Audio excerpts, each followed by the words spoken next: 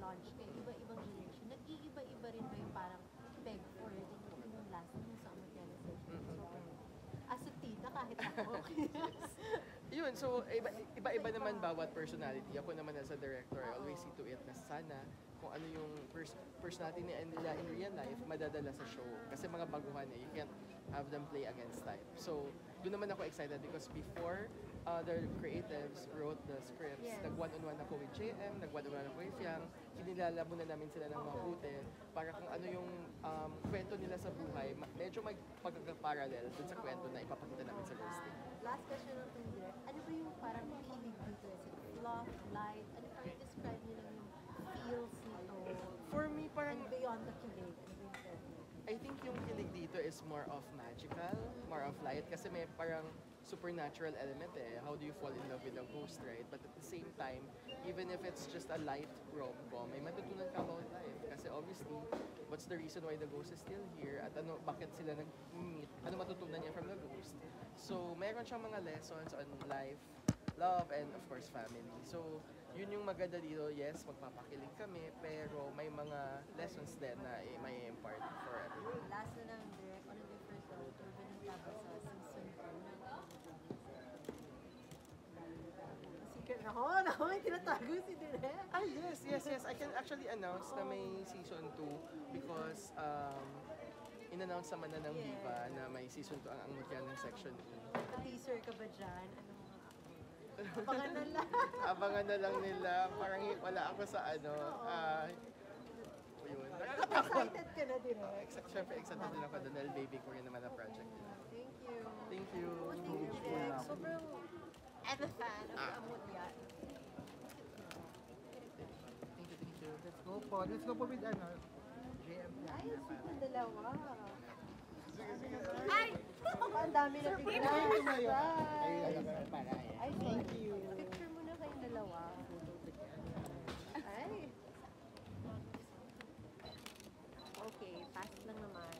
Congratulations, guys. How does it feel na unang press ko nyo for yung launch ng Love Team, official launch ng Love Team nyo, kahit may ilang projects naman na kayo together. How does it feel? Sa akin, ako personally, wala akong ibang feel ngayon, kundi excitement talaga. Gusto ko nang gawin. Gusto ko nang masimulan. Alam mo yun, bukod sa matagal na namin hiniling to, matagal na namin pinapangarap. At the same time, gusto ko nang matuto. Alam mo yun, marami kang matutunan sa ibang artista, sa production team, paano sila function. Doon ako na-excited. Sophia. Yeah, Same. same. Copy paste. And super nakaka-excite na gagawin na namin to. Wala kami na ibang nararamdaman na may pressure of course, pero walang pagkaalinlangan na gusto namin talaga na. Nakita ko yung photoshoot niya kanina. Meron pa rin bang kilig sa inyo? Pagka yung mga, meron pa ba yung kayo natitigla? Kilig kahit lang. Nakailang take na po yun, nagawa niya. Excuse me. Meron pa din. Meron pa rin, hindi nawawala ang kilig. If ever, without spoilers, ready rin ba kayo magkaroon ng mga very sweet, very intimate, yung mga first on-screen kiss nyo, if ever, ready kayo, on-screen, on-screen. If meron lang, ready kayong, ano ba yun, harapin ito, mag-tape, on set. Sorry na, Betty. Para sa akin, kami. Paano para din kailangan? sa, alam mo yun, kapaanan din yung at her age, hindi pa siguro.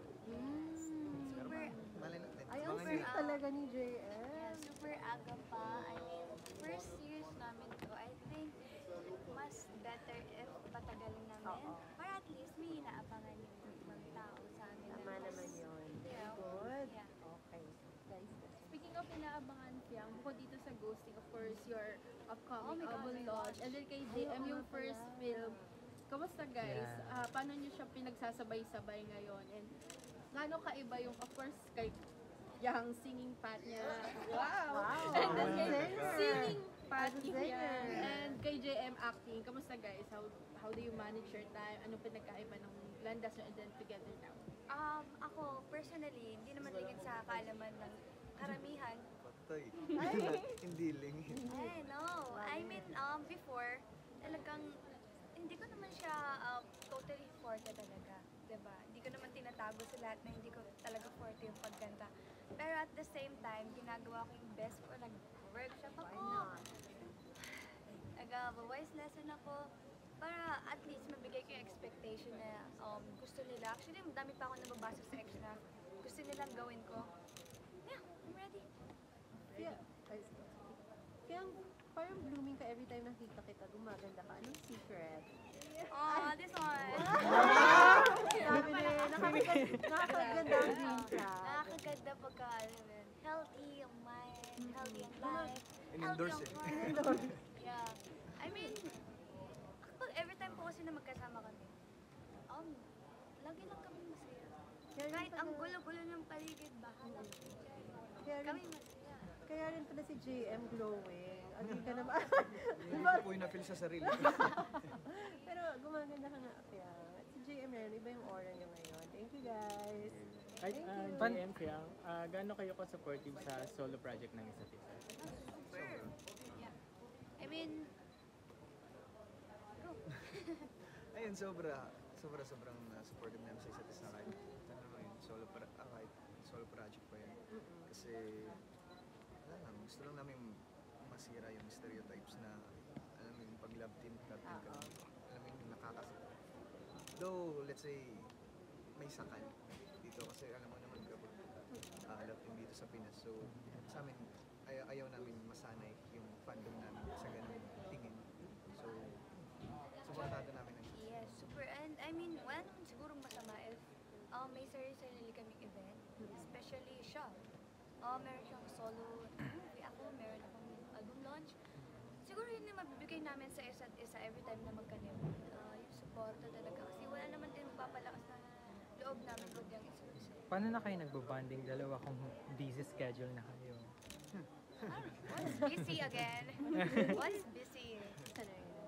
Ano ba yung album mo, Yang? Are you going to be a pop girly? Anong secret pa? Yeah, secret pa. Pero meron silang, meron ako, I mean, may plano ako para makikita niya Genre. Yeah. Basta abangan. Saka meron siyang isang single na gagamitin dito sa series.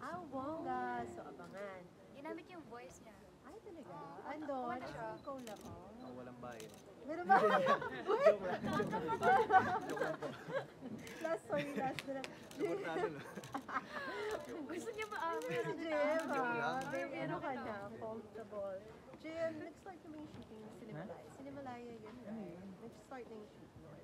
Tapos na po. Tapos na. JM, kamusta naman na yung debut sa big screen ay Cinemalaya sa big screen? Ang sarap din naman ng feeling na, ano Opo, yun? sobrang Very meaningful. sobrang blessed ko na yung first film project ko is Sinimalaya. Alam mo yun, hindi lang nila ako natulungan sa big skills dun sa craft ko. Pati na rin yung umuwi ako na ang dami kong nalaman kung paano mag-function lahat ng tao dun sa set. Mapa-DOP, mapa-PP. Kahit yung takbo ng utak ng director na sininaobserba ko kasi.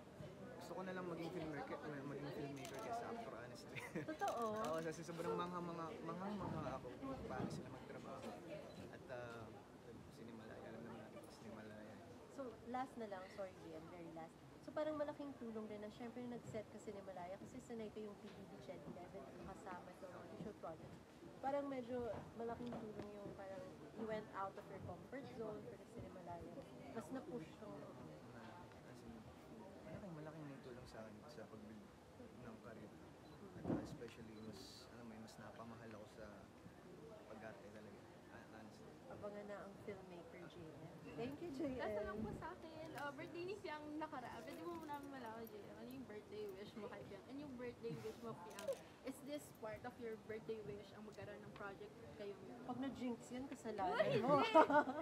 manifesting into the world? I'll say, secret, kasi ayoko ma-jinx. Secret na lang, kayo na manghula kung kasama mo siya wish ko. Siya yung Wish member. 107. Kasama mo siya wish ko or not. Kayo na yung bumasa sa akin. Kasi ayoko siyang, lalo na wala akong evil eye. Ako, Ano na lang ginawa niya ng birthday mo? Money. Ano yung gift mo sa kanya? Suot Suot ko siya ngayon. Hindi ba yun? Secret! Walaan nyo na lang. Wala na lang susuot ni Fia. Yung necklace. Okay, thank you guys. Thank you po. Salamat. Thank you so Thank you much, everyone guys. po.